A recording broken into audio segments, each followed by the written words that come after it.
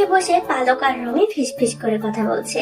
ওদের কাণ্ড দেখে নাইম জিজ্ঞেস করে, কি রে, তোরা নিজেদের মধ্যে কি বলছিস? আমাদেরকেও বল শুনি।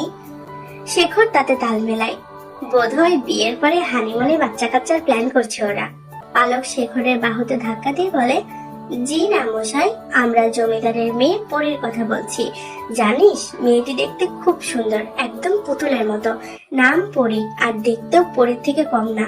আমি কখনো রাজকন্যা দেখিনি, কিন্তু রাজকন্যারা বোধহয় এই পরীর মতোই দেখতে হয়। তাহলে তো দেখতে হচ্ছে মেয়েটাকে, দেখি কেমন সুন্দর। তা দেখবি কিভাবে? অন্দরমহলে তো পুরোই ঢুকতে দেওয়া হয় না।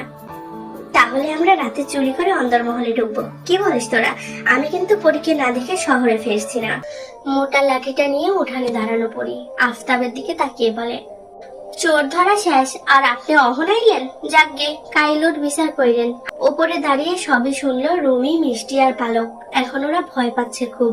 যদি নাইম, শেখর বা আসিফের মধ্যে কেউ একজন হয়। ভাবতেই গলা শুকিয়ে এসেছে তিনজনের।